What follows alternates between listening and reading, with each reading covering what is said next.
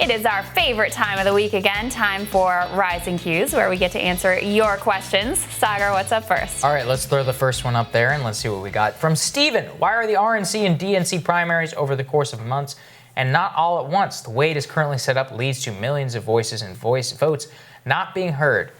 You know, that's a good question, Steven. I think it all comes down to the original way that this all used to happen. As in, primaries didn't actually used to matter. It wasn't really one of these things that was influential. It was kind of a more party decides thing. It was like a signaling It was sort like of a thing, signaling thing, right? So it was like 1968. I think Herbert Humphrey was the first one to really make a go of it in the primary election, which kind of changed the whole way that we think about this. So I really, you know what it is? It's about antiquity. That's it. And about scheduling things that is up to, in some cases, the states and in some cases, the parties. Yeah. We've all just kind of deluded ourselves into being like, yeah, this is the best system that's always existed. It's pretty new, actually. Not that long. Well, there's a lot of layers here. First of all, I would argue that the Democratic primary this time and last time really exposed how there's like a lot of democracy theater involved, right. You know, because you'll recall back when Bernie Sanders was leading and it looked very likely that he would end up with a plurality of the delegates, everyone was like,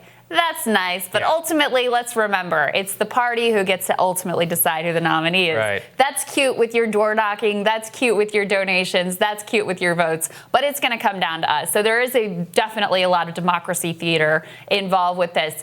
There is a good argument, though, for doing it like state by state the way that we do, that I've heard articulated, which is that it benefits grassroots candidates who may not be able to raise the money to compete nationally, or in this media era, don't have the national media paying enough attention to them to be able to compete nationwide if everyone's to vote all at once. But if you can like really do well in Iowa and grab some media attention, force people to take you seriously, then that can change the game. Honestly, I'm sort of mixed on how I feel about this, because I think the point that Stephen makes here is a really important one. I mean, we see now how many voters have not cast their ballots? Right. And everybody said, oh, it's already done, it's over, you know? So there are, it leaves a lot of people out of the process, but I do see the point that maybe this is a benefit to grassroots candidates. Yeah, I think the counter, which is always important to consider, is look, 2008, if that had happened, Hillary Clinton would have been the nominee. Yes. So Barack Obama benefited from Iowa, from the smaller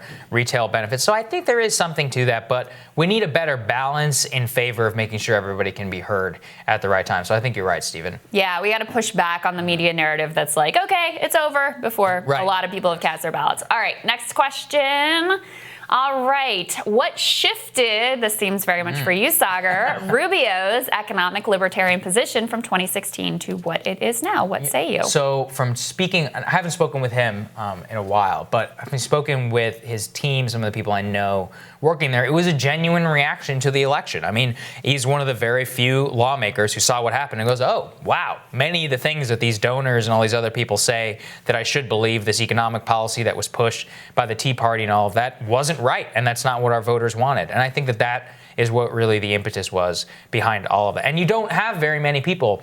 Like, the real frustration on my end is you don't have very many lawmakers who did that. I mean, most of the GOP caucus, I would say 80, 90%, still believes exactly the same economic policy. They just call it Trumponomics, right? And like tax cuts. It's like Trumpism was like a tabula rasa for them, whatever they wanted. Right. Whereas the few people who learned, I would say, the right lessons, and I talk about them here all the time, people like Tom Cotton, people like Hawley, Marco Rubio, Mitt Romney to a certain extent, really rethought how he thinks about China and the economy and about the way the government should interact with the economy. So I think that those are the few far between who actually learned the right lessons. And Rubio, I mean, look, a lot of people don't like him and they think he's insincere, and I completely understand where that's coming from, having watched what happened in the 2016 election.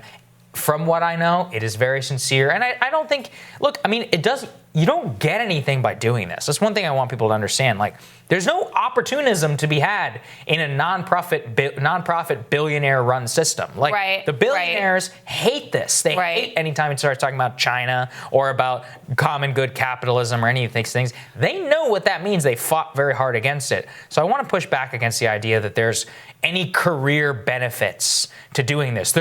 Trust me, from somebody who knows how the money and where all this stuff flows in this town, you close a lot of doors the moment you start learning the right lessons here. I think the cynical interpretation is that, like, I mean, just very simply, Trump showed this was a way to win. Yeah. Like, he won this way, and this was the way.